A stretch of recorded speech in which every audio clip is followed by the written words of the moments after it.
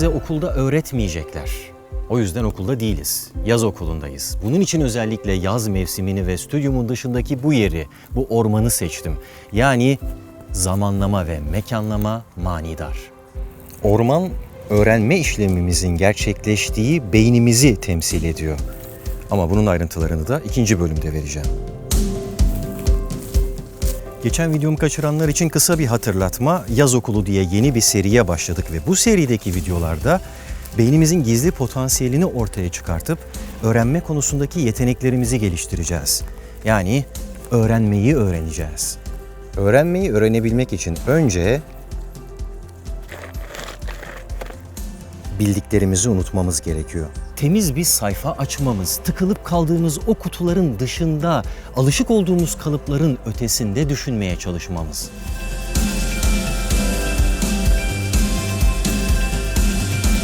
Öğrenme konusunda aklınıza gelen ilk kalıp, ilk şablon nedir?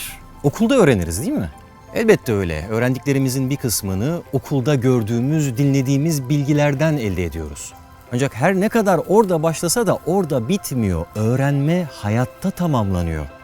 O yüzden hayat okulu tabirini çok seviyorum.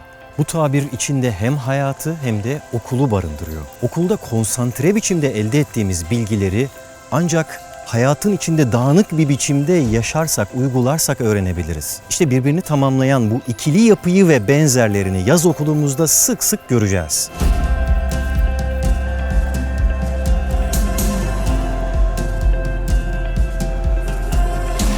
Şu anda bu videoyu izleyen binlerce insan öğrenme konusunda yüz binlerce farklı deneyime sahip. Bir şeyleri öğrenmek için bugüne kadar türlü teknikler denediniz. Öğrenme konusunda kafanızda öğrenilmiş bir bilgi var ve bu da muhtemelen öğrenilmiş bir çaresizlik. Öncelikle bunlardan kurtulmamız gerekiyor. Bana bunlarla gelmeyin. Ben yapamam, çok denedim, öğrenemiyorum falan demeyin. Birbirimizden çok da farklı değiliz. Hepimizin kafasında yaklaşık 1,5 kilo ağırlığında bir beyin ve onun içinde de 86 milyar civarında nöron var.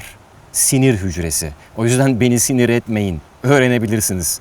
Önemli olan bu hücreler arasındaki ilişkiyi, bu hücreleri yönetebilmek. Hiçbir şey öğrenemem diyen arkadaşa sesleniyorum şimdi. Yürümeyi nasıl öğrendin peki? Bak, yıl olmuş 2018, onlarca yıldır dünyanın en parlak beyinleri bu konuların üzerinde çalışıyor ama hala robotlara tam olarak doğru düzgün yürümeyi öğretemediler. Neden? Çünkü yürümeyi öğrenmek kolay bir iş değil de ondan. Peki ya konuşabilmek? O daha da zor. Tüm bunları tıpkı bu orman gibi bize yabancı bir dünyada 3 yıl gibi, 4 yıl gibi çok kısa bir sürede öğrenmedik mi? O zaman bana öyle yapamam, edemem, öğrenemiyorum demeyin. Hani başta bildiklerinizi unutun demiştim ya. İşte beyninizi böyle bir moda geçirmenizi istiyorum.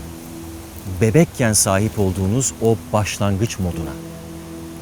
Bebeklerden neler öğrenebiliriz? Her şeyden önce onlar okula gitmezler. Okul ve hayat dedik ya, hayat okulu. Okul dediğimiz kavram hayata göre çok daha yeni bir kavram. Bugün modern okullar, sadece Türkiye'dekiler değil, dünyanın neresine giderseniz gidin, karşılaşacağınız neredeyse tüm okullar size belli kalıplar içinde bir şeyler anlatmaya, öğretmeye çalışırlar. Konuyla ilgili bir yardımcı kaynağa yönlendireceğim sizi. Tecrübeli eğitimci Sir Ken Robinson'ın TED konuşmasına. Belki hala bilmeyenler vardır diye bu tür konuşmaların pek çoğunda Türkçe altyazı olduğunu ve bunları nasıl kullanabileceğinizi de göstereyim. Yeryüzündeki tüm eğitim sistemleri benzer bir hiyerarşiye, bir altlık üstlük ilişkisine sahiptir diyor Bay Robinson. Up are mathematics and languages, then the humanities and the bottom of the arts, everywhere on earth. Bu kanalda sanat, tasarım ve teknoloji hiyerarşisini kurarken işte bunu ters yüz etmeye çalışıyorum.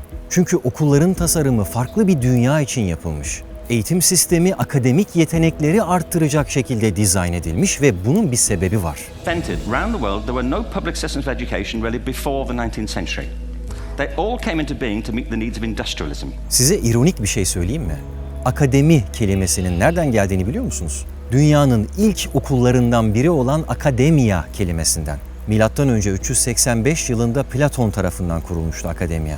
Zeytin ağaçlarıyla dolu bir ormanın içinde. Yani yine döndük dolaştık ormana geldik. Demek ki öğrenmek dediğimiz şey sadece şöyle olmak zorunda değil. Böyle bir şey de olabilir.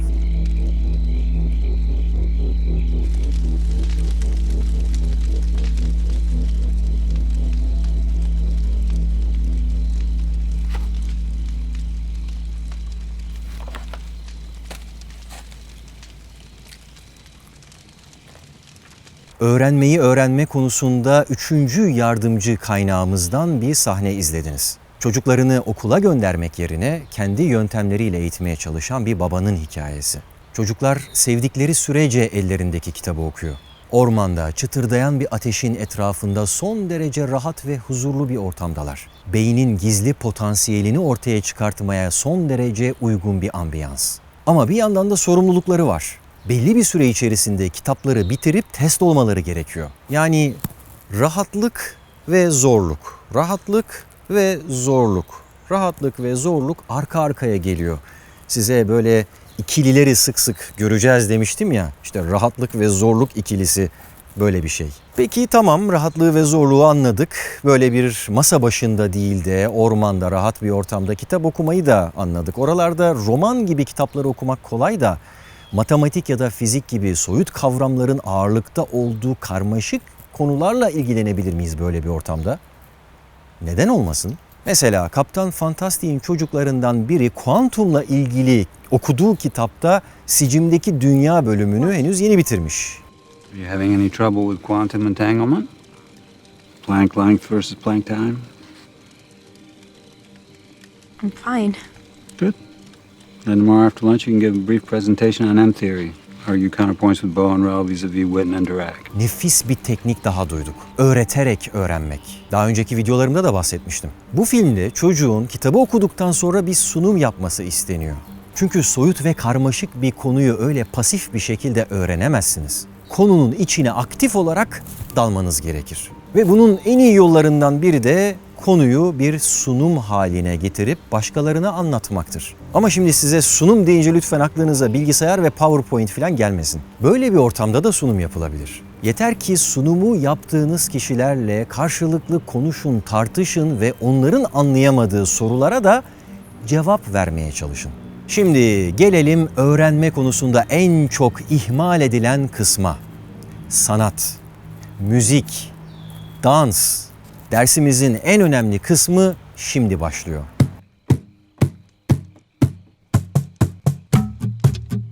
Az önce Dostoyevski okuyup kuantum çalışan çocuklar şimdi kendi yaptıkları müzik eşliğinde özgürce şarkılar söyleyip dans ediyorlar.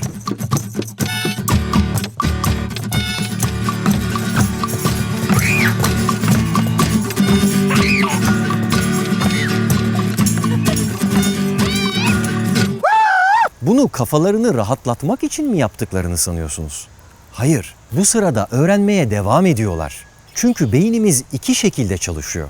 Kitap okurken, matematik problemleri çözerken yoğun modda, buna ara verip de vücudun diğer parçalarını çalıştırmaya başladığında ise dağınık modda. Yani şarkı söyleyip dans eden bu çocukların beyinleri az önce öğrendikleri bilgileri öğrenmeye, işlemeye devam ediyorlar. İşte bizim sahip olduğumuz eğitim sistemleri de tam bu noktada tıkanmaya başlıyor. Sadece bir okuldan mezun olup belli bir iş sahasında çalışmak üzere eğitiliyoruz. O yüzden de okul sistemindeki hiyerarşide matematik ve fizik gibi konular en üstteyken sanat, müzik, dans, resim ve buna benzeyen sanatsal konular en altta kalıyor. So the hierarchy is rooted on two ideas. Number one, that the most useful subjects for work are at the top. So you were probably steered benignly away from things at school when you were a kid, things you liked, on the ground you would never get a job doing that. Is that right? Don't do music, you're not going to be a musician. Don't do art, you won't be an artist. Sizin de başınıza geldi mi bu? Doğrudan eğitimle alakalı gibi gözükmediği için vakit kaybı olarak düşünülür. Oysa beynimiz o sırada da düşünmeye ve öğrenmeye devam eder. Okullarda biz kendimizi hayata değil de sadece üniversitelere hazırlıyoruz. Because the universities designed the system in their image. If you think of it, the whole system of public education around the world is a protracted process of university entrance. And the consequence is that many highly talented, brilliant, creative people think they're not. Because the thing they were good at school wasn't valued or was actually stigmatized. Oysa küçümsenen o insanlar belki de başka bir konuda çok daha yetenekli. İşte bunu keşfedemeden mezun oluyoruz. Oluyoruz da elimize ne geçiyor?